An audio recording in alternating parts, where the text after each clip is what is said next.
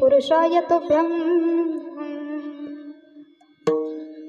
जय जय श्री राधारमण जय जय नवल किशोर जय गोपी चित्तचोर प्रभु जय जय माखन चोर रायगडी मंदिरी वसे माझा राया चरणी अर्पितो वजन्मही काया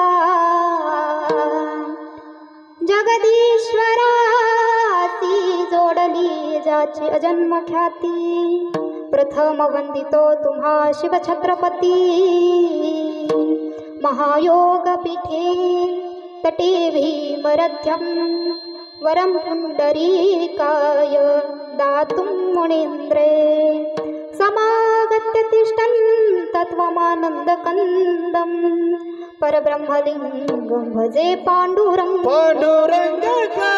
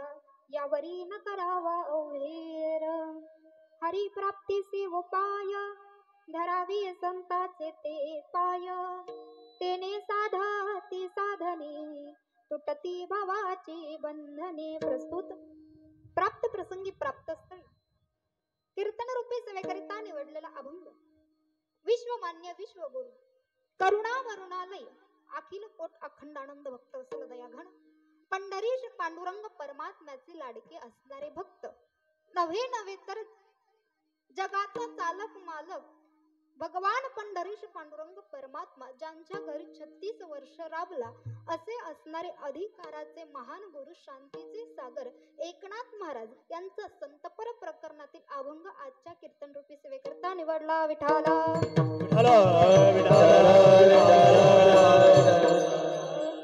कार्यक्रमाचं आयोजन काय नियोजन काय हे जरी सर्वांना ठाऊक असतं तरी सुद्धा एका वक्त्याचं आद्य कर्तव्य की बाबा ज्या ठिकाणचा कार्यक्रम आहे त्या ठिकाणचा अल्पसा परिहार द्यायचा म्हणून परात्पर परमेश्वर परम राज्य परम रसिक भक्त वांचल दीन बंधू भक्त वांचल कल्पतरू ज्या भगवंताच्या सत्तेनं हे अखिल विश्व चालतं.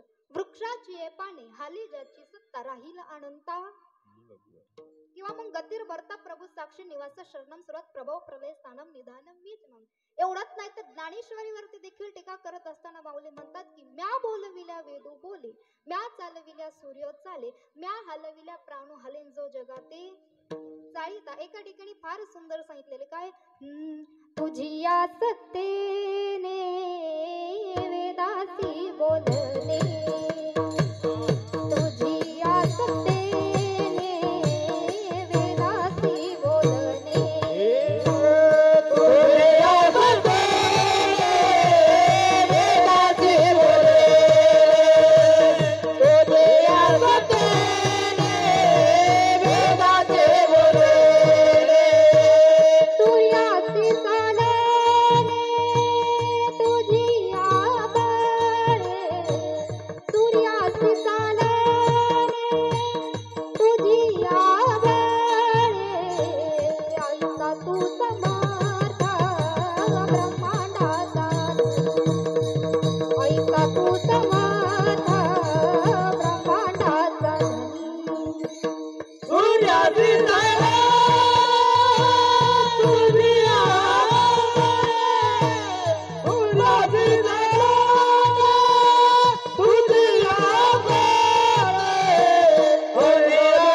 सूर्यासी चालणे तुझी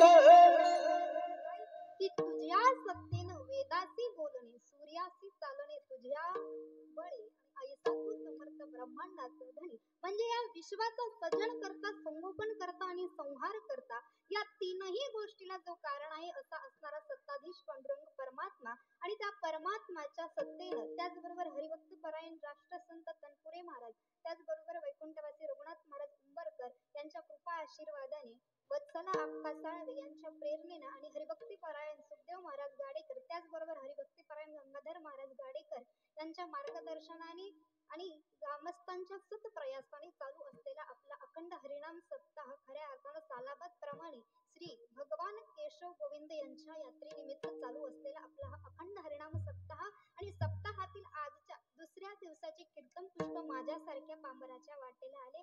खऱ्या अर्थानं या ठिकाणी सुंदर असं आयोजन आहे, सुंदर असं नियोजन आहे. आणि वातावरणाचं जर वर्णन करायचं झालं तर या ठिकाणी जर पाहिलं आपण तर काय, या ठिकाणी गंधर्वासारखे गाणारे आहेत, बरोबर ना.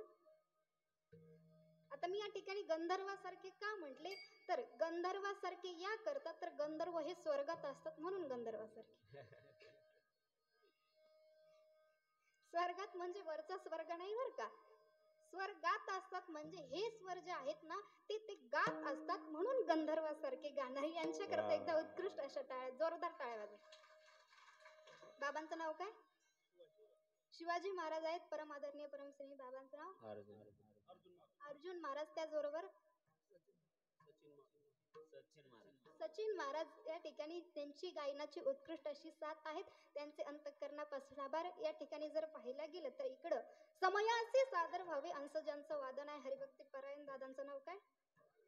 सागर महाराज आहेत, उत्कृष्ट अशी मृदंगाची खऱ्या अर्थानं ते या ठिकाणी साथ करतायत, त्यांचे अंतःकरणापासून आभार. या ठिकाणी पाहायला गेलं तर गावातील भजनी मंडळ या ठिकाणी उत्कृष्ट अशी टाळाची साथ करतायत, सर्वांचे अंतःकरणापासून आभार. उत्कृष्ट अशी हार्मोनियमची साथ जे करतायत बाबांचं नाव कानिपनाथ महाराज, खऱ्या अर्थाने उत्कृष्ट अशी त्या ठिकाणी हार्मोनियमची साथ ते करतायत, त्यांचे अंतःकरणापासून आभार. वेणेकरी आजोबा, बाबा काही त्रास नाही ना. हा, बाबांचे अंतःकरणापासून आभार. त्याचबरोबर इकडे विनेकर त्या ठिकाणी तुळशी वृंदावन घेऊन या ठिकाणी आपल्या मावशी उभ्या आहेत, त्यांचे अंतःकरणापासून आभार. त्याचबरोबर सर्वात महत्वाची गोष्ट पाहायला गेलं तर ती म्हणजे अशी की माझा आवाज काही एवढा मोठा नाही, काही क्वालिटी म्हणजे आवाज मोठाही नाही, क्वालिटी नाही, काही क्वालिटीने जे तुमच्यापर्यंत पोहोचवत आहेत असे असणारी सिस्टीम आले का. फार गोड सिस्टीम आहे दादा तुमची, खऱ्या अर्थानं शेवटपर्यंत. मी तुमच्या बहिणीसारखी की नाही? हा, नाही आहे ना. हा, मग शेवटपर्यंत आवाज कमी करवायचा का वाढवायचा हे मी तुम्हाला सांगणार नाही, ते तुमचं तुम्ही ठरवायचं, कारण मला त्यातलं काही कळत अजिबात नाही कळत. हा, ते तुमचं तुम्ही ठरवायचं, आवाज वाढवायचा की कमी करायचं. कारण कीर्तन जर चांगलं झालं नाही तर लोक मला काही नाही म्हणणार, ते तुमच्याकडे येऊन म्हणतील काय दादा तुमच्या बहिणीनं कीर्तन केलं. हा, दादांची या ठिकाणी उत्कृष्ट अशी साथ आहे, त्यांचे अंतःकरणापासून आभार. त्याचबरोबर तुमच्या आणि माझ्या भेटीचा योग ज्यांच्यामुळे आले असे असणारे परमादरणीय परमश्री आमचे हरिभक्ती परायण गंगाधर महाराज गाडेकर बाबा या ठिकाणी समोर बसून कीर्तन श्रवण करतायत. बाबांचे अंतःकरणापासून आभार. आणि या ठिकाणी उत्कृष्ट आयोजन नियोजन या ठिकाणी तुम्ही सर्वांनी एकत्र येऊन उत्कृष्ट प्रकारचे नियोजन केले, तुमच्या सर्वांचे अंतःकरणापासून आभार. आणि सेवेला सुरुवात. विठाल.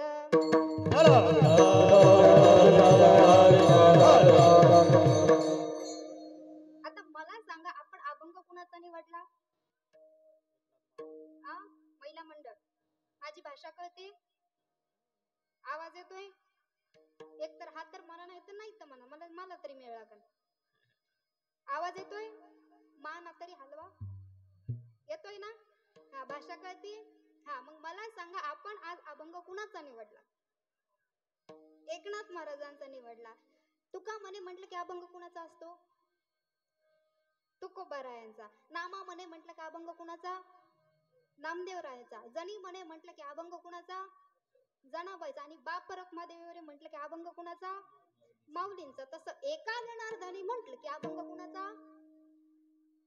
एकनाथ महाराजांचा. आणि मग खऱ्या अर्थानं नाथ बाबांचा अभंग आजच्या सेवेकरता आपण निवडलेला आहे. आणि या ठिकाणी नाथ बाबा आपल्याला सांगतायत काय, की बाबा आपण या ठिकाणी जन्माला आलोय, या ठिकाणी आल्याच्या नंतर आपण काय केलं पाहिजे या गोष्टीकडे आपण लक्ष देतो का?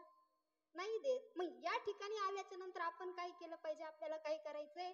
हरीची प्राप्ती करायची, भगवान परमात्म्याची प्राप्ती करायची. आता तुम्ही म्हणता की आम्ही हरीची प्राप्ती करू, भगवंताची प्राप्ती करू, पण त्याकरिता काहीतरी साधन पाहिजे. मग ते साधन नाथ बाबा या ठिकाणी सांगतायत की हरी प्राप्तीसी उपायन धरावे संताचे ते पाय.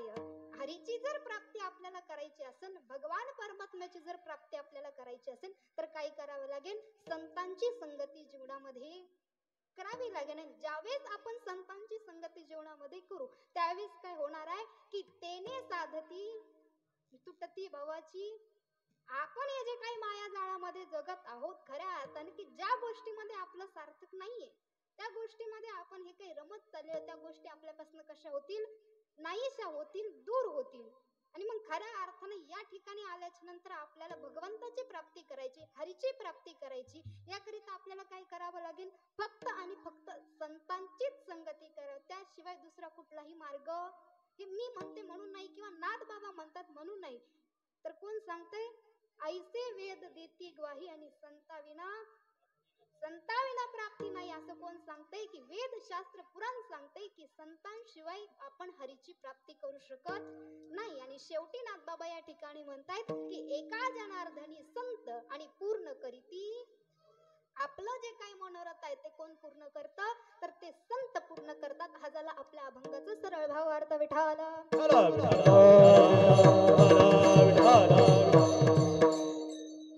अभंगावरती विस्तृत चिंतन करण्याच्या अगोदर सर्वात महत्वाची गोष्ट सांगायची ती म्हणजे अशी, की आपण या ठिकाणी जन्माला आलोय. मग या ठिकाणी जन्माला आलो, आपण ज्या ठिकाणी जन्माला आलो, ज्या ठिकाणी राहतो, खातो, पितो, वावरतो, ही जी आपली महाराष्ट्राची भूमी आहे, या भूमीला खऱ्या अर्थानं संत तत्वानी काय म्हटलेलं आहे की पवित्र ते कुळ, पावन तो देशम जेते हरीचे दास. का पवित्र म्हटलंय? की जेते हरीचे दास जन्म घेतील पवित्र ते कुळ. आपल्या या महाराष्ट्राच्या भूमीमध्ये अनेक संत मंडळींनी जन्म घेतलाय, म्हणून आपली भूमी कशी आहे? पवित्र आहे. त्या पवित्र भूमीमध्ये आपण जन्माला आलोय. मग ही जी पवित्र आणि पावन भूमी आहे, ज्यामध्ये आपण जन्माला आलो, या भूमीला 3 जणांचं फार मोठं योगदान आहे. मग ते 3 जण कोण आहेत? 3 सजावत देश को सती संत और शूर, आणि 3 लजावत देश को कपटी कायर और क्रूर. आपल्या या भूमीला पुढे नेण्यामध्ये किंवा आपल्या या भूमीला सर्वात महत्वाचे 3 जणांचं फार मोठं योगदान आहे. पहिलं कुणाचं? महिला मंडळ तुमचं. काय? सतीने योग्य ते संस्कार आपल्या मुलांवरती केले पाहिजे. आईने आपल्या मुलाला योग्य ते संस्कार लावणे ही फार मोठी जबाबदारी कोणाची आहे? तुमची आहे. मला सांगा, ज्यावेळेस एखादं मूल जन्माला येतं, त्यावेळेस त्याचा सर्वात पहिला गुरु कोण असतं? त्याची त्याची आई असते. ज्याप्रमाणे आई संस्कार करते त्याचप्रमाणे मुलगा घडत असतो. मग आपण योग्य ते संस्कार केले तर योग्य मुलगा निवडणार आहे. या ठिकाणी जन्माला आल्यात आणि संस्कार करायचे म्हणून कसे करून जमणार आहे का? नाही महाराज, योग्य तेच संस्कार केले पाहिजे. कशाप्रमाणे? ज्याप्रमाणे ध्रुव बाळावरती संस्कार केले होते तसे संस्कार केले पाहिजे. याही पुढे जाऊन जर सांगायचं झालं तर खऱ्या अर्थानं कयादू मातेनं भक्त प्रल्हादांवरती जसे संस्कार केले होते तसे संस्कार आपण करायला पाहिजे. फार गोड संस्कार केले होते. कसे? ज्यावेळेस ते गर्भामध्ये होते त्यावेळेस पासूनच त्यांच्यावरती नामस्मरणाचे संस्कार कयादू मातेने केले. आणि मग ज्यावेळेस भक्त प्रल्हाद जन्माला आले त्यावेळेस खऱ्या अर्थानं त्यांची अवस्था एवढी गोड झाली होती की भगवंताच्या नामचिंतनाशिवाय ते क्षणही राहू शकत नव्हते. सतत भगवंताचं नामचिंतन. कसं? नारायण नारायण नारायण नारायण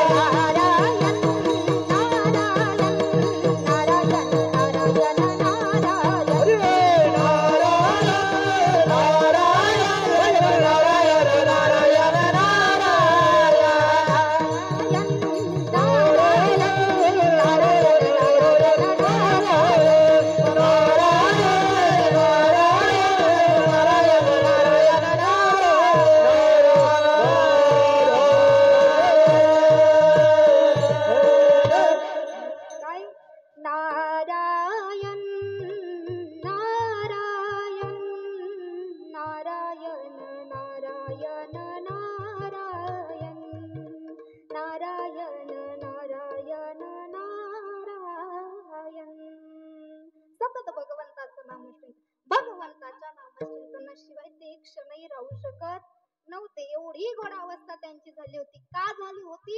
तर कयादू मातेने तशा प्रकारचे संस्कार त्यांच्यावरती केले होते म्हणून त्यांची अवस्था तशी झाली होती. आणि साध्या सरळ सोप्या भाषेत जर सांगायचं झालं तर राष्ट्रमाता राजमाता जिजाऊने जसे संस्कार शिवांवरती केले होते तसे संस्कार आपण करायला.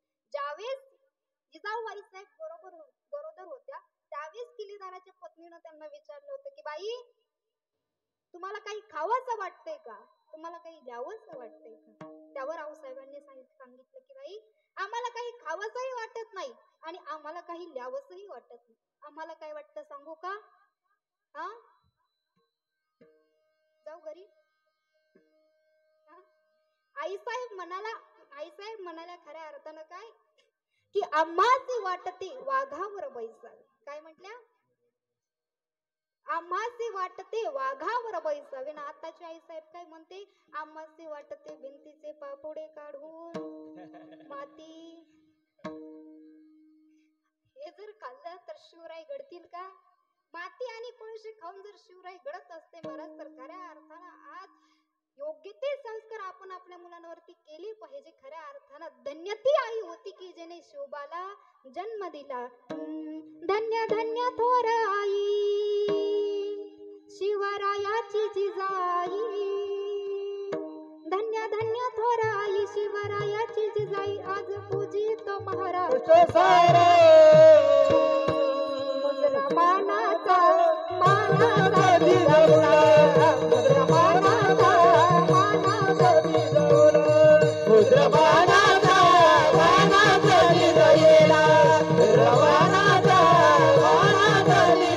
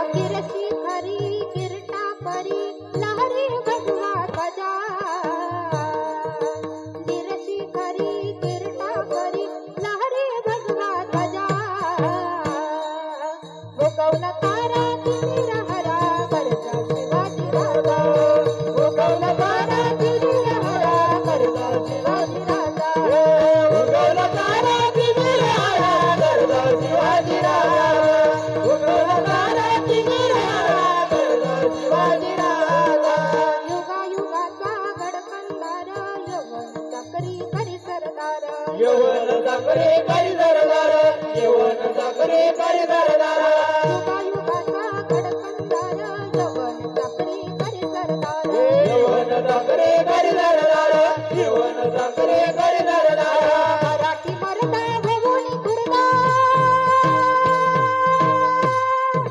मराठी मरदा भगोनी खुर्दा साठवले शत्रूच्या भुजा उगवला तारा तिमिर हरा गरजा शिवाजी राजा उगवला तारा तिमिर हरा गरजा शिवाजी राजा उगवला तारा तिमिर हरा गरजा शिवाजी राजा उगवला तारा तिमिर हरा गरजा शिवाजी राजा छत्रपती शिवाजी महाराज की धर्मवीर संभाजी महाराज की योग्य ते संस्कार आपण आपल्या मुलांवरती करणं काय आहे गरजेचं आहे म्हणून सर्वात ही महत्वाची जबाबदारी कोणाची महिला मंडळ तुमची दुसरीकडे कुणाची जबाबदारी आहे तर संतांची काय की संतांनी योग्य ते त्या ठिकाणी आपली संस्कृती सांभाळली पाहिजे मला सांगा संतांनी जर संस्कृती सांभाळली नसती आज आपण या ठिकाणी उभा असतो का नसतो महाराज खऱ्या अर्थाने संतांनी संस्कृती सांभाळली म्हणून संस्कार टिकले संतांनी जर संस्कृती सांभाळली नसती तर संस्कार टिकले नसते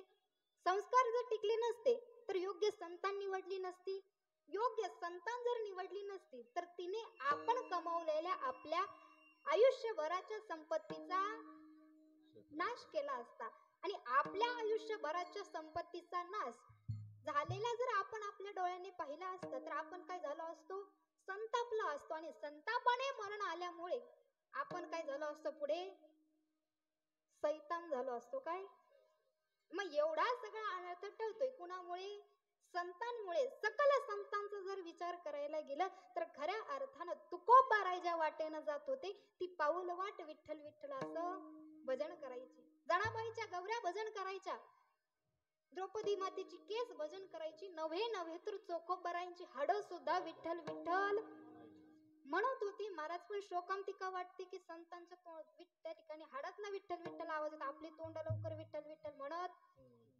नाही म्हणत संत तत्व सांगतात की ज्याच्या मुखाला भगवंताचं नामचिंतन येत नाही त्याचं मुख हे मुख नसून काय आहे तर नामाविन मुख जेव्हा नव्हे काळ ज्याच्या मुखाला भगवंताचं नामचिंतन येत नाही त्याचं मुख हे मुख नसून काय आहे सापाचं राहण्याचं ठिकाण आहे मग खऱ्या अर्थानं भगवंताच्या नामाचं नामचिंतन करणं हे काय आहे गरजेचं आहे महाराज सकल संतांचा विचार केला तर खऱ्या अर्थानं आपल्या या भूमीमध्ये अनेक संत मंडळी जन्माला आली आणि प्रत्येक संतांचा कसा आगळा वेगळा अधिकार प्रत्येकाचा वेगवेगळा अधिकार होता आणि प्रत्येक संताकडनं आपल्याला काही ना काही बोध घेण्यासारखा आहे महाराज माऊलीत ज्ञानोबारांचा जर विचार करायला गेला तर जगाची माऊली त्यांना म्हणायचे खऱ्या अर्थानं परंतु म्हणतात ना की जया अंगी मोठेपण तया यातना ज्या माऊलीत ज्ञानोबारायांना खाण्याकरता अन्न भेटत नव्हतं ज्या माऊलीत ज्ञानोबारायांच्या झोळीतल्या पिठामध्ये लोकांनी माती कालवली खऱ्या अर्थानं त्याच माऊलीत ज्ञानोबारायांच्या अभंगावरती आज कितीतरी महाराज मंडळी आपली पोट भरतायत महाराज काय मला सांगा महाराज तुम्ही आज एवढे बाहेर गावामध्ये कीर्तन त्या ठिकाणी वाजवत हिंडतात त्या ठिकाणी तुम्ही गायन करत हिंडता मोठ्या मोठ्या गाड्यांमधून का फिरता तुमच्यावरती माऊलींची कृपा आहे म्हणून खऱ्या अर्थानं आज त्या ठिकाणी तुम्हाला तो आदर त्या ठिकाणी प्राप्त झालाय म्हणून खऱ्या अर्थानं माऊलींचा विचार करायला गेला तर त्यांना ज्ञानाचा सागर असं म्हणत होते ज्ञानियांचा राजा गुरु महाराज महाराज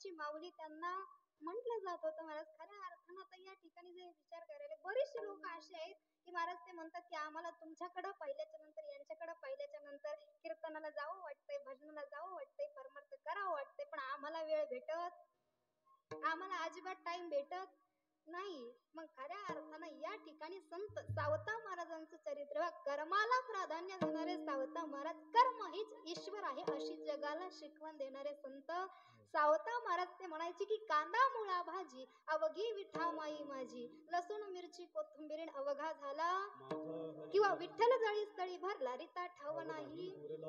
किंवा माऊली सांगतात की खऱ्या अर्थाने या ठिकाणी माऊलींनी सांगितलेलं आहे की विठ्ठल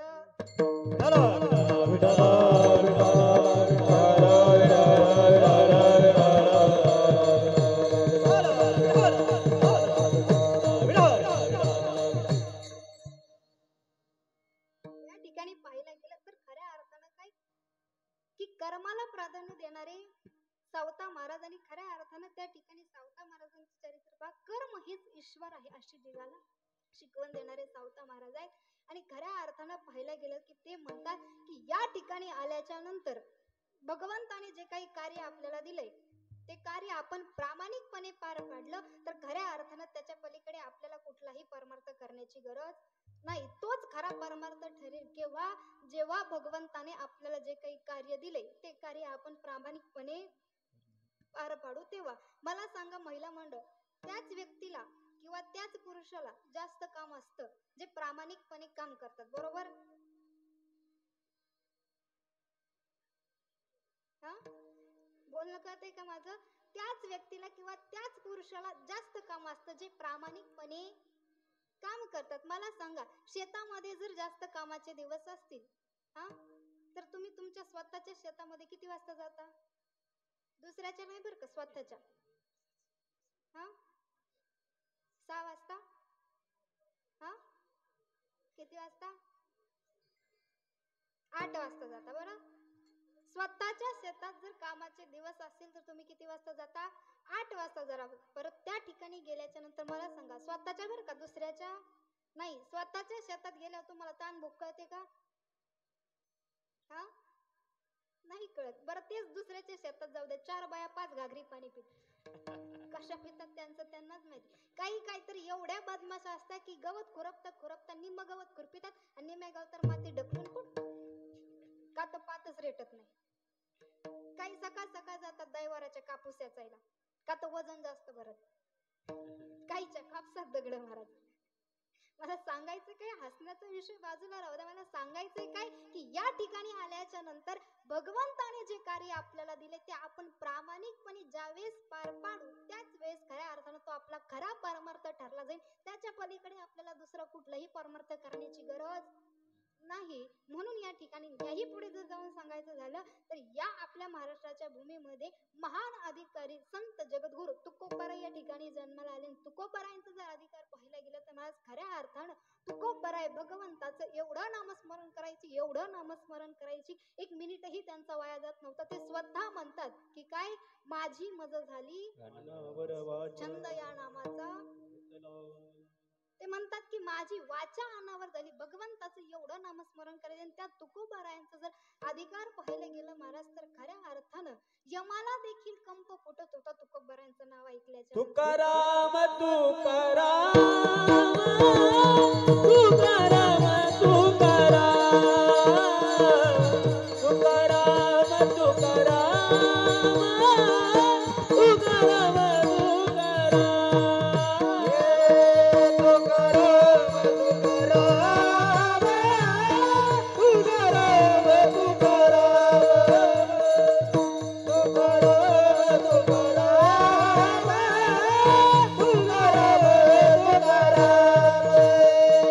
नाम घेता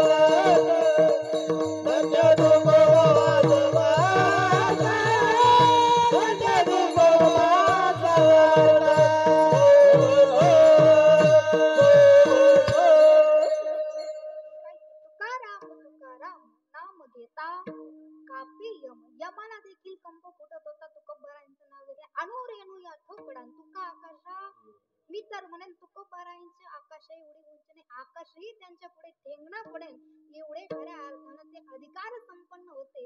याही पुढे जाऊन जर सांगायचं झालं तर या ठिकाणी मला सांगा महिला म्हणजे आपल्याला जर भगवंताचं दर्शन घ्यायचं असेल तर आपल्याला कुठं जावं लागतं? हा कुठं जावं लागतं? मंदिरामध्ये जावं लागतं. का देव तुमच्या घरी येतो? नाही येत. आपल्याला कुठं जावं लागतं? मंदिरामध्ये जावं लागतं. परंतु ज्यांच्या घराचं मंदिर झालं अशा असणाऱ्या संत जनाबाई अशा महान अधिकाराच्या संत जनाबाई या देखील आपल्या या महाराष्ट्राच्या भूमीमध्ये होऊन गेल्या. महाराज स्वतः भगवंत त्यांना दळण दळू लागण्याकरिता त्यांच्या घरी येत होते महाराज. आणि याही पुढे जर जाऊन सांगायचं झालं तर खऱ्या अर्थानं आपण ज्यांचा आज अभंग निवडलाय असे असणारे एकनाथ बाबा. एकनाथ बाबांचा जर अर्थ त्या ठिकाणी अधिकार पाहायला गेलं एखादी जर गोष्ट असेल आणि एखाद्या गोष्टीवर जर चिंतन करायचं असेल तर सर्वात अगोदर त्या गोष्टीचे खऱ्या अर्थानं काय 3 गोष्टी महत्वाच्या आहेत. कुठल्या? अधिकारी, विषय संबंध आणि प्रयोजन. या गोष्टी 3 फार महत्वाच्या असतात. मग या ठिकाणी या अभंग आपण जो निवडला त्या अभंगाचे जनक कोण आहेत? एकनाथ महाराज. जन्मदाते ते अभंग कोणी लिहिलाय? नाथ बाबांनी लिहिलाय. तर मग नाथ बाबांचा जर अधिकार आपल्याला पाहायचं झालं तर आपण नाथ बाबांना काय म्हणतो? शांतीचे सागर असणारे एकनाथ महाराज. बरं आपण या ठिकाणी शांतीचे सागर हा शब्द जर ऐकल्याच्या नंतर खऱ्या अर्थाने त्या ठिकाणी प्रश्न निर्माण होतो की बाबा आपण त्यांना शांतीचे सागरच का म्हणतो? शांतीचा उंडका किंवा शांतीची नदी म्हणता आला असतं आपल्याला बाबा. आपण शांतीचे काय म्हणतो त्यांना? सागर म्हणतो. का म्हणतो? तेवढी शांतता नाथबाबांकडे होती. एखाद्या परस्त्रीनं त्या ठिकाणी एखाद्या पर व्यक्तीनं आपल्या घरी यावं, आपल्या पत्नीच्या पाठीवरती बसावं आणि त्या ठिकाणी ते दृश्य आपण आपल्या डोळ्यांनी पाहावं. जमन का आपल्याला? नाही जमणार. एखाद्या परपुरुषानं त्या ठिकाणी यावं, आपल्या पत्नीच्या पाठीवरती बसावं, ते दृश्य नाथबाबा आपल्या डोळ्यांनी पाहतात तरी सुद्धा ते कसे होते? शांत होते. काहीच बोलले नाही, फक्त एकच सांगितलं काय? गिरिजा काकी. कोण होत्या त्या? नाथांच्या पत्नी होत्या. नाथबाबांनी सांगितलं की गिरिजा काकी आज तुमच्या पाठीवरती फार मोठी जबाबदारी आहे. त्या कोण होत्या? नाथांच्या पत्नी होत्या. त्यांनी सांगितलं की स्वामी तुम्ही काही काळजी करू नका, आपला हरिपंडित मला सांभाळायची सवय आहे महाराज. एखाद्या परपुरुषानं आपल्या पत्नीच्या पाठीवरती बसावं आणि ते दृश्य आपण जर आपल्या डोळ्यांनी पाहिलं तर आपल्याला जमणार नाही. परंतु त्या ठिकाणी नाथबाबा कसे होते? शांत होते. 108 वेळेस यमन अंगावरती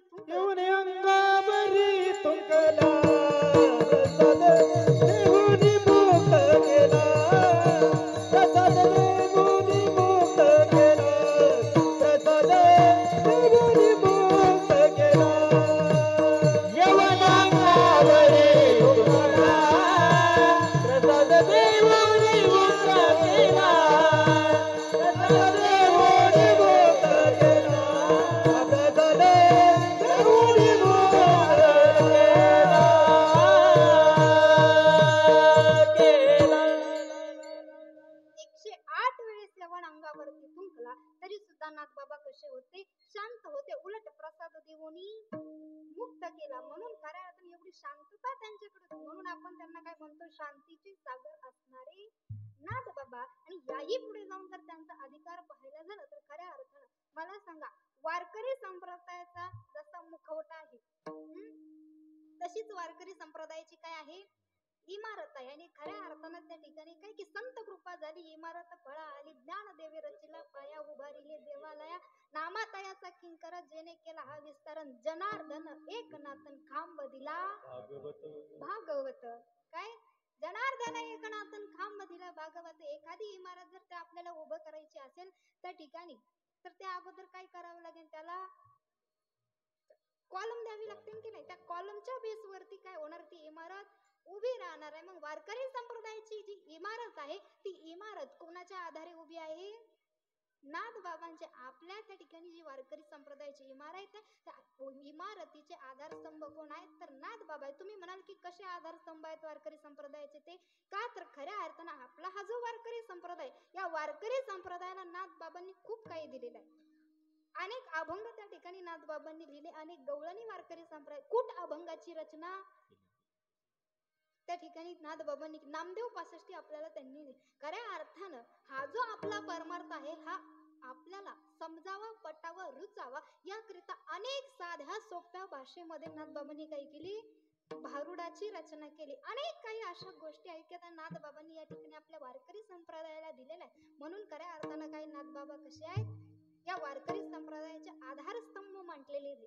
याही पुढे जाऊन जर नाथबाबांचा अधिकार जर सांगायचं झालं तर मला सांगा, हा भगवंत जगाचा चालक मालक परमार्थ आहे, काही कमी आहे का त्याला?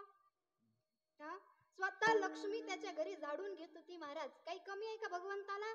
नाही. मी मगाशीच सांगितलं काय की तुझ्या सत्यानं वेदाशी बोलणे, सूर्याशी चालणे, तुझ्या काहीच कमी नाही भगवंताला. तरी सुद्धा जगाचा चालक मालक पांडुरंग परमात्मा हा 36 वर्ष नाथांच्या घरी राबला महाराज. खऱ्या अर्थानं 36 वर्ष भगवंताच्या घरी भगवंताने काय त्या ठिकाणी नाथ बाबांच्या घरी भगवंताने काय केलं, कावडीने पाणी भरलं.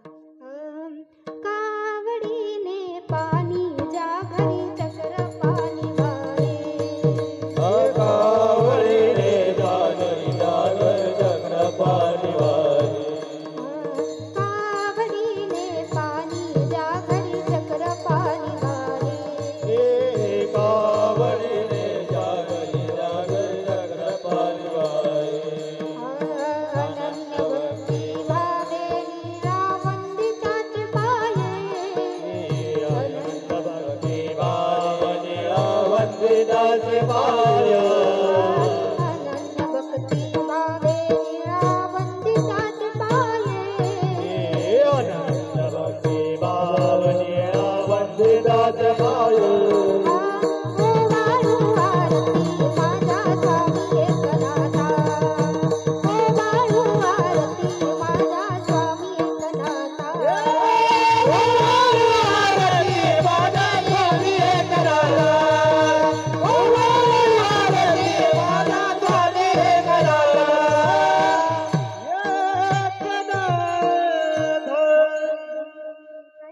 कावडीने पाणी ज्या घरी चक्र पाणी वाहे. भगवंताने त्या ठिकाणी काय की 36 वर्ष नाथांच्या घरी कावडीने पाणी वाहिलं. 36 वर्ष त्या ठिकाणी महाराज नाथ बाबा भगवंत त्या ठिकाणी राबले नाथबाबांच्या घरी. आता या ठिकाणी असा प्रश्न निर्माण होतो की नाथांच्या घरी भगवंत राबलेच कसे काय? का तर भगवंत एक तर काही कुणाचं फुकट काम करत घेसी तेव्हा देसी नाहीसा असं की हा भगवंताचा स्वभाव आहे. भगवंत काही घेतल्याशिवाय कुणाला देत नाही. द्रौपदी मातेला अनंत साड्या पुरवल्या, फुकट पुरवल्या का? नाही. अगदी त्या ठिकाणी अगोदर बोटभर चिंधी त्यांच्याकडनं घेतली आणि नंतर पाहिजे तेवढ्या साड्या द्रौपदी मातेला पुरवल्या. मग भगवंताचा स्वभाव आहे की बाबा भगवंत फुकट कुणाच्या घरी राबत नाही, मग नाथांच्या घरी राबलाच कसं काय?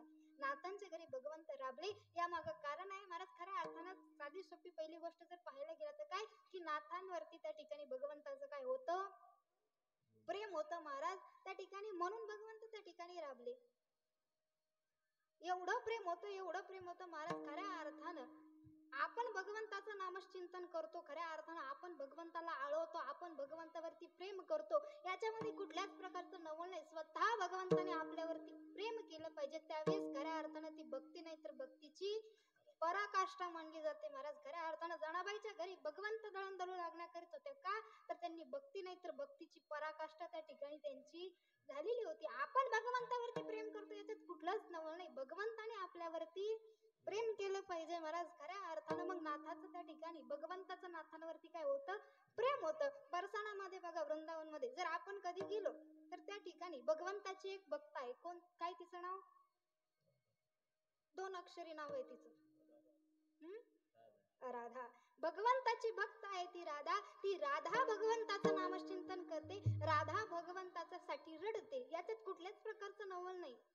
स्वतः भगवंत राधेचं भजन करतायत, भगवंत राधेसाठी रडतायत आणि भगवंत त्या ठिकाणी राधेसाठी रडतात. भगवंताचं राधेवरती प्रेम आहे. याच्याही पलीकडे महाराज याच्यात कुठलंच नाही. याच्याही पलीकडे काय की भगवंताची जी बासरी आहे ती सुद्धा काय राधेचं भजन करायची.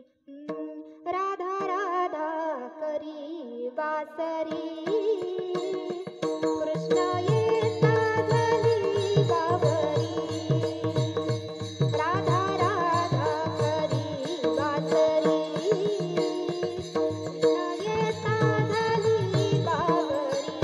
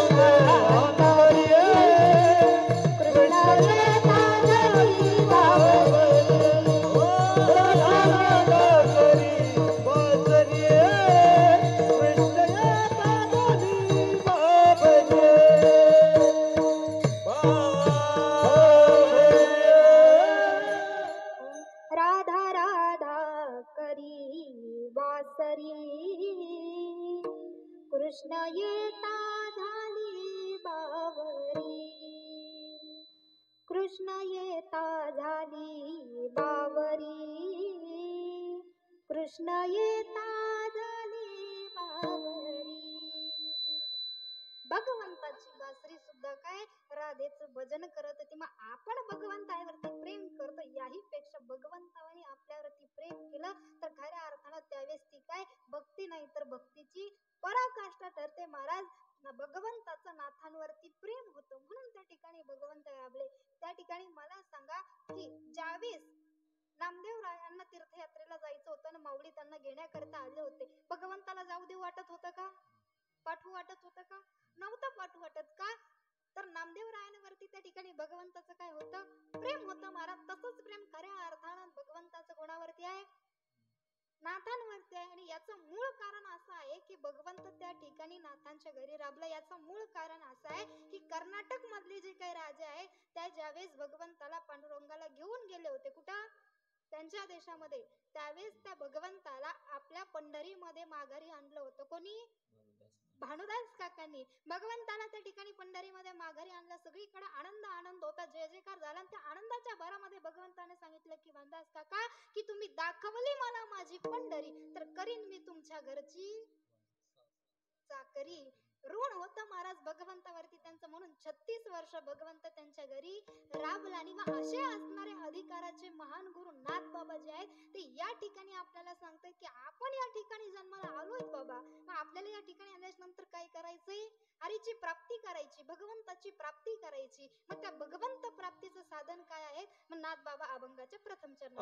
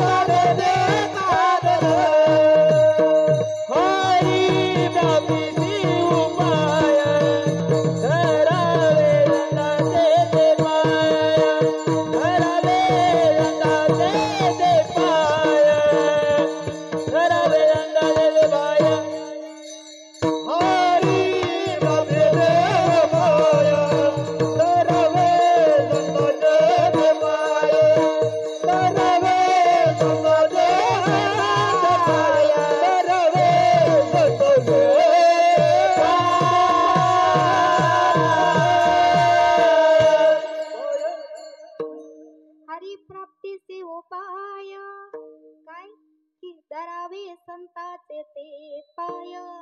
नाथ बाबा या ठिकाणी आपल्याला हरीची प्राप्ती करण्याचं काय साधन सांगतायत, मार्ग सांगतायत. काय साधन आहे की संतांची संगती. हे काय आहे? हरिप्राप्तीचं साधन आहे. मग या ठिकाणी जन्माला आल्याच्या नंतर मनुष्य देहाला संतांची संगती कशी आहे?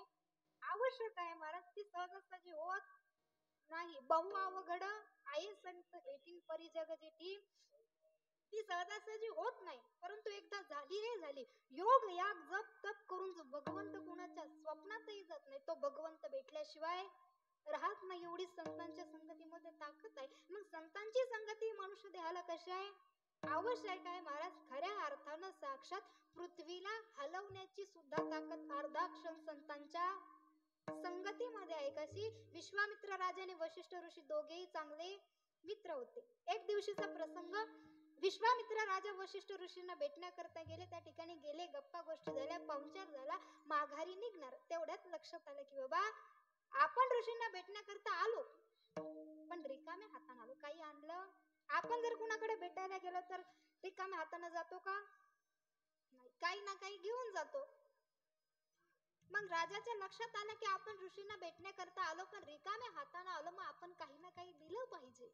त्यांनी हातावरती पाणी घेतलं आणि सांगितलं की वशिष्ठ ऋषी, माझ्या जीवनामध्ये मी 1000 यज्ञ केलेत आणि त्या 1000 यज्ञाचं पुण्य आज मी या ठिकाणी तुम्हाला देतो. असं म्हणून पाणी सोडलं, संकल्प सोडला आणि ते आपल्या स्वस्थानी निघून गेले. काही दिवसाचा कालावधी निघून गेला आणि त्या ठिकाणी आता जे वशिष्ठ ऋषी होते ते विश्वामित्र राजांना भेटण्याकरता गेले. गप्पा गोष्टी झाल्या, पाहुणचार झाला, माघारी निघणार. तेवढ्यात त्यांच्या लक्षात आलं की बाबा हे ज्यावेळेस आपल्याला भेटण्याकरता आले होते त्यावेळेस त्यांनी त्यांच्या 1000 यज्ञाचं पुण्य आपल्याला दिलं, मग आपणही काही ना काही दिलं पाहिजे. मग त्यांनी हातावरती पाणी घेतलं आणि सांगितलं, माझ्या जीवनामध्ये मला अर्धा क्षण संतांची संगती. अर्धा क्षण कळतो तुम्हाला, 1 सेकंद असतो आणि त्या एका सेकंदामधला अर्धा सेकंद म्हणजे अर्धा क्षण. आणि मग तेवढा अर्धा क्षण मला माझ्या जीवनामध्ये संतांची संगती प्राप्त झाली आणि मग त्या संत संगतीचं पुण्य आज मी या ठिकाणी तुम्हाला देतो असं म्हणून संकल्प सोडणार. तेवढ्यात विश्वामित्र राजांना भयंकर राग आला. ते म्हटले, का हो, ज्यावेळेस मी तुमच्याकडे आलो होतो त्यावेळेस मी तुम्हाला माझ्या 1000 यज्ञाचं पुण्य दिलं, पण तुम्ही ज्यावेळेस माझ्याकडे आलात त्यावेळेस फक्त अर्धा क्षण संत संगतीचं पुण्य. मग या दोन्ही मध्ये नेमकं श्रेष्ठ काय आहे, या गोष्टीवरनं त्यांचा वाद सुरू झाला. आता त्यांच्या प्रश्नाचं उत्तर मिळवायचं, वादाचं निरसन करायचं म्हणून दोघे कोणाकडे गेले, ब्रह्मदेवाकडे गेले. त्या ठिकाणी गेल्याच्या नंतर सांगितलं की मी विश्वामित्र राजा ज्यावेळेस वशिष्ठ ऋषींना भेटण्याकरता गेलो त्यावेळेस मी त्यांना माझ्या 1000 यज्ञाचं पुण्य दिलं, परंतु ते ज्यावेळेस माझ्याकडे आले त्यावेळेस त्यांनी मला फक्त अर्धा क्षण संत संगतीचं पुण्य दिलं. मग या दोन्ही मध्ये नेमकं श्रेष्ठ काय आहे. आता ब्रह्मदेवाने सांगितलं की बाबा तुमचा जे काही प्रश्न आहे त्या प्रश्नाचं उत्तर माझ्याकडं नाही, तुम्ही काम करा, भगवान विष्णूकडे जा, ते तुमच्या प्रश्नाचं उत्तर नक्की देत. दोघे भगवान विष्णूकडे गेले, त्या ठिकाणी झालेली हकीकत सांगितली. विष्णू भगवानांनी सुद्धा ब्रह्मदेवासारखं उत्तर दिलं की तुमच्या प्रश्नाचं उत्तर माझ्याकडं. तुम्ही एक काम करा, भोळा दैवत भगवान शिवशंकराकडे जा. भोले बाबाकडे दोघे जण गेला. त्या ठिकाणी गेल्याच्या नंतर सांगितलं की मी विश्वामित्र राजा ज्यावेळेस वशिष्ठ ऋषींना भेटण्याकरता गेलो त्यावेळेस मी त्यांना माझ्या 1000 यज्ञाचं पुण्य दिलं, पण ते ज्यावेळेस माझ्याकडे आले त्यावेळेस त्यांनी मला फक्त अर्धा क्षण संत संगतीचं पुण्य दिलं. मग भोले बाबा या दोन्ही मध्ये नेमकं श्रेष्ठ काय, असा प्रश्न ज्यावेळेस आता शंकर भगवानांना विचारला त्यांनी सुद्धा तसंच सांगितलं की तुमच्या प्रश्नाचं उत्तर माझ्याकडं नाही, तुम्ही एक काम करा, ज्याच्या मस्तकावरती संपूर्ण पृथ्वीचा भार आहे असे असणारे शेष महाराज, त्या शेष महाराजांकडे जा, ते तुमच्या प्रश्नाचं उत्तर नक्की देतील. दोघेही शेष महाराजांकडे गेले. त्या ठिकाणी गेल्याच्या नंतर विश्वामित्र राजाने सांगितलं, मी ज्यावेळेस वशिष्ठ ऋषींना भेटण्याकरता गेलो त्यावेळेस मी त्यांना माझ्या 1000 यज्ञाचं पुण्य दिलं, पण ते ज्यावेळेस माझ्याकडे आले त्यावेळेस त्यांनी मला फक्त अर्धा क्षण संत संगतीचं पुण्य दिलं. मग शेष महाराज या दोन्ही गोष्टीमध्ये नेमकं श्रेष्ठ काय, असा प्रश्न विचारल्याच्या नंतर शेष महाराजांनी सांगितलं, हे बघा तुमचा जो प्रश्न आहे त्या प्रश्नाचं उत्तर मी नक्कीच देतो, परंतु माझ्या मस्तकावरती काय आहे, संपूर्ण पृथ्वीचा भार आहे आणि सगळ्या पृथ्वीचं ओझं माझ्या मस्तकावरती असल्यामुळे मला विचार करायला थोडीशी तकलीफ होते. तुम्ही माझ्या डोक्यावरचा भार हलका करा, मी तुमच्या प्रश्नाचं उत्तर लगेच देतो. आता त्यांच्यामध्ये जे काही विश्वामित्र राजा होते त्यांना फार अहंकार होता. त्यांनी लगेच हातावरती पाणी घेतलं, सांगितलं की माझ्या जीवनामध्ये मी कितीतरी लाखो करोडो यज्ञ केलेत, त्या सगळ्या यज्ञाचं पुण्य आज मी या ठिकाणी अर्पण करतो, पृथ्वी मातेनं थोडंसं वरती जावं असं म्हणून संकल्प सोडला, पाणी सोडलं, पण पृथ्वी तीळ मात्र सुद्धा हल्ली नाही हल्ली. आता वशिष्ठ ऋषींनी हातावरती पाणी घेतलं आणि सांगितलं की बाबा माझ्या जीवनामध्ये मला अर्धा क्षण संतांची संगती प्राप्त झाली आणि त्या अर्धा क्षण संत संगतीचं पुण्य आज मी या ठिकाणी अर्पण करतो, पृथ्वी मातेनं थोडंसं वरती जावं असं म्हणून संकल्प सोडतात. पृथ्वी चेंडू सारखी 1 फूट वरती उडत आणि मग शेष महाराजांनी त्यांच्या मानेला झटका दिला आणि मग विचारलं की तुमच्या प्रश्नाचं उत्तर तुम्हाला कळालं का देऊ, कळालं का देऊ. काय की अर्धा क्षण संत संगतीच्या त्या ठिकाणी अर्धा क्षण संत संगतीमध्ये सुद्धा एवढं पुण्य आहे किती की साक्षात पृथ्वीला हलवण्याची ताकद कुणामध्ये आहे? संतांच्या संगतीमध्ये आहे. मग त्याच संतांची संगती मनुष्य देहाला कशी आहे? आवश्यक आहे. आणि खऱ्या अर्थानं मनुष्य देहाचं सार्थक म्हटलं की काय? भगवंताचं नामचिंतन आणि संतांच्या संगती या दोन गोष्टी काय आहेत? महत्वाच्या आहेत. देहाचं सार्थक असं व्हावं असं जर वाटत असेल तर संतांची संगत ही फार महत्वाची आहे. संगत संतन की कर दे जन्म का सार्थक तू कर दे. संगत संतन की कर दे जन्म का सार्थक तू कर दे.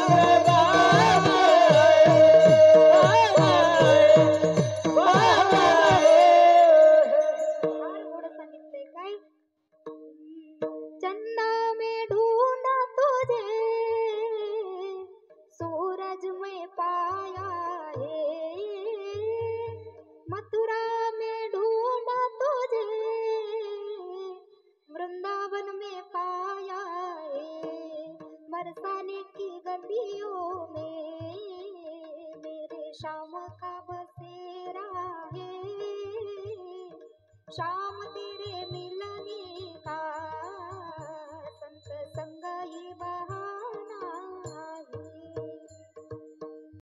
तर जन्माला आलेला प्रत्येक जीव या ठिकाणी आल्याच्या नंतर जोडाजोडी करण्याच्या भानगडीमध्ये पडून जातो.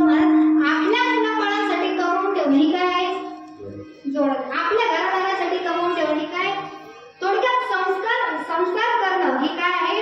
एका प्रकारची जोडाजोडी आहे. आपण जोडाजोडी करतो त्याच्यात कोणत्याच प्रकारचं नाही. छोटी छोटी लेकरं त्यांना जर 5 रुपये दिले तर ते 4 रुपयाचे चॉकलेट आणतात, 1 रुपये तसंच ठेवतात की नाही? कशात? गल्ल्यात.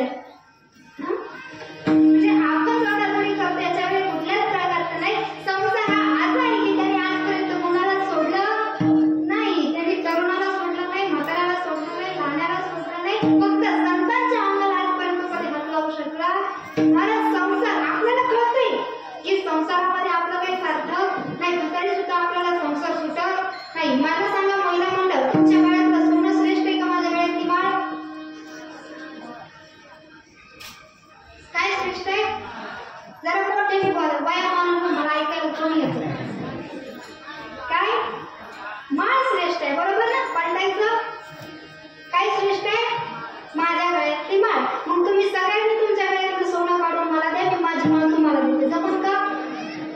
हा, जमत नाही महाराज. धोका काय? त्यामध्ये आपलं कुठल्याच प्रकारचं सार्थक नाही. कळतं नाही महाराज. पण हा असा असणारा मायारूपी जेव्हा संतांची संगती आपण आपल्या जीवनामध्ये करू, तेव्हा महाराजांनी खऱ्या अर्थाने या ठिकाणी जन्माला आल्याच्या नंतर प्रत्येक जीवाला वाटतं बाबा या ठिकाणी जन्माला आल्याच्या नंतर मला सुख भेटलं पाहिजे. असं कोणाला वाटतं की मला दुःखाची प्राप्ती, मला सुख नको, असं वाटतं कोणाला? बघा नाही वाटत. प्रत्येकाला वाटतं मला सुखाची प्राप्ती. पण सुखी कोण आहे का विश्वास? नाही महाराज. म्हणजे याचा अर्थ असा नाही की या ठिकाणी जन्माला या विश्वामध्ये मृत्यू लोकामध्ये सुख नाही, असा त्याचा अर्थ होत नाही. सुख आहे, परंतु कसं आहे जवळ माहिती तुम्हाला? हा, एवढं असतं. हा, यांना माहिती पण यांना नाही माहिती. केवढं असतं? एवढे एवढंच असतं. त्या व्यवसाय सुख पाहता जवळ पडेल दुःख पर्वता एवढं दुःख आहे. या ठिकाणी संसार नाही, त्या ठिकाणी सुख नाही असं नाही. सुख आहे, परंतु कसं आहे? क्षणिक आहे, तात्पुरत आहे, विषयिक आहे. विषयिक जे सुख आहे ते आपल्या काहीही कामाचं नाही. महाराज शास्त्रामध्ये असे 5 विषय आहेत, त्या 5ही विषयांमध्ये 5 जणांचा घात झालेला आहे. महाराज खऱ्या अर्थानं विषयिक जे काही सुख आहे ते आपल्या काही कामाचं नाही. या ठिकाणी जन्माला आल्यानंतर मृत्यू लोकामध्ये सुख आहे. प्रत्येकाला सुखाची अपेक्षा असते, प्रत्येकाला वाटतं मला सुख भेटावं, परंतु सुखाची प्राप्ती आपल्याला होत नाही. का होत नाही याच्या मागे कारण आहे. पहिलं कारण असं की भगवंताने हा जो देह आपल्याला दिलाय, हा ज्या करता दिलाय त्याकरता आपण त्याचा उपयोग करत म्हणजेच काय की आपण आपल्या देहाचा उद्देश विसरलो, म्हणून आपल्याला दुःखाची प्राप्ती होते. भगवंताने देह कशा करता दिला?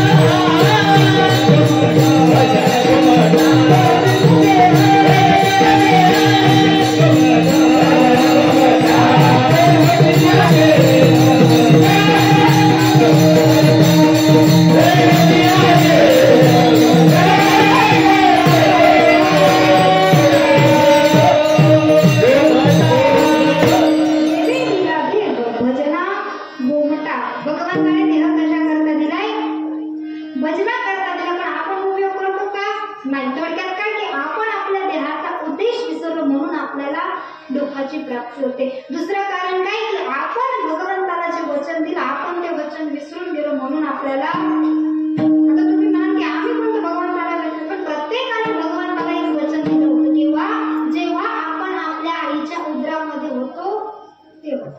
आता आईचा गर्भ जेवढा पवित्र आहे तेवढी घाण त्या गर्भामध्ये, आणि आपण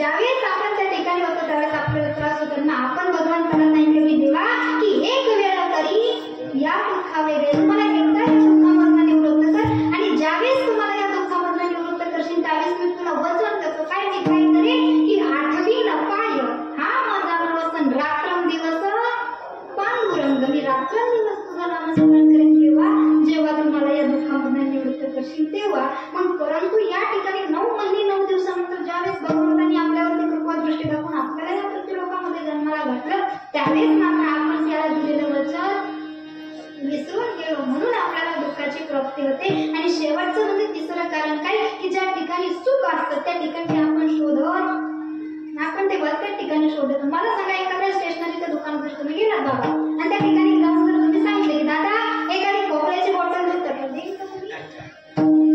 देईल का? नाही देणार. का तर मार्ग चुकला. त्याचप्रमाणे आपला सुख शोधण्याचा मार्ग चुकतो म्हणून आपल्याला दुःखाची प्राप्ती होते. मग खऱ्या अर्थाने या ठिकाणी जर पाहायला गेलं तर आपण सुखाचा शोध कुठे घेतो? आपल्याला काय वाटतं सुख कशात आहे? संसारात. पण वास्तविकता जर पाहायला गेलं तर सुख कशात आहे? या ठिकाणी म्हणजे कशात? परमार्थामध्ये आहे. मग ते सुख संसारात नसून परमार्थामध्ये हे आपल्याला केव्हा कळणार? जेव्हा योग्य ते मार्गदर्शन आपल्याला होणार. आणि आपल्याला योग्य ते मार्गदर्शन कोण करणार?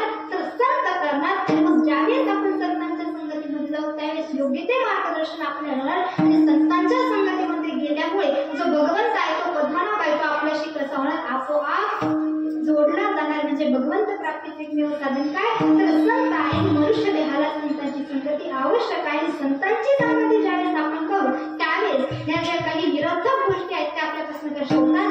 नाहीशा होतात. आणि मग खऱ्या अर्थाने या ठिकाणी वेद शास्त्र पुराण हे देखील काय सांगतात की भगवंताची प्राप्ती करायची असेल तर एकमेव साधन काय? फक्त आणि फक्त आपल्याला कुणाची? संतांचीच संगती करावी लागेल. त्याशिवाय भगवंताची प्राप्ती आपल्याला होणार नाही. भैरवी घेणार आहे का? नाही. आणि मग शेवटी नाथबाबा काय सांगतात की खऱ्या अर्थानं एका जनार्दनी आपलं जे काही मनोरथ आहे ते कोण पूर्ण करतात? तर फक्त आणि फक्त संतच पूर्ण करतात. म्हणून जीवनामध्ये मनुष्याच्या काय संतांची संगती ही फार आवश्यक आहे. आणि मनुष्य देहाचा विचार जर केला तर मनुष्य देहाचं सार्थक म्हटलं की सर्वात पहिली गोष्ट म्हणजे भगवंताचं नामस्मरण आणि संतांच्या संगती. या दोन गोष्टी फार महत्वाच्या आहेत. भगवंताचं नामस्मरण आपण जीवनामध्ये आल्याच्या नंतर केलं पाहिजे. महाराज खऱ्या अर्थानं मी म्हणत नाही की भगवंताचं नामस्मरण करायचे मध्ये तुम्ही कीर्तन भजनाला जाऊन बसलं पाहिजे असं नाही. भगवंताने जे कार्य आपल्याला दिले आपण आपल्या घरामध्ये काम करत असताना सुद्धा भगवंताचं नामचिंतन करू शकतो की नाही? भगवंताचं नामस्मरण करायला काही काळ वेळ लागत नाही. काळ वेळ खऱ्या अर्थानं त्या ठिकाणी काही असं एखादं स्थान लागतं असं नाही. महाराज आपण कुठे भगवंताचं नामस्मरण करू शकतो का? फक्त म्हणतात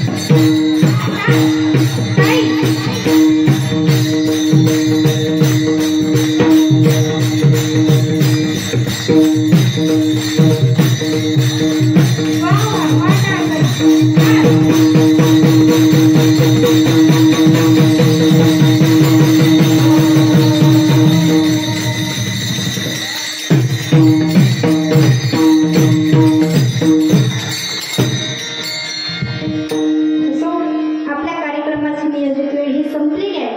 खऱ्या अर्थानं या ठिकाणी जर पाहायला गेलं तर मी मगाशीच सांगितलं होतं काय, आज या कीर्तनामध्ये त्यांनी रंग भरण्याचं काम केले. असे असणारे या ठिकाणी गंधर्वासारखे गायनाचार्य आहेत. उत्कृष्ट असे समयाचे सादर व्हावे अशा असणारे वादन करा या ठिकाणी गुरुबंधू उत्कृष्ट अशी साथ त्यांनी केली.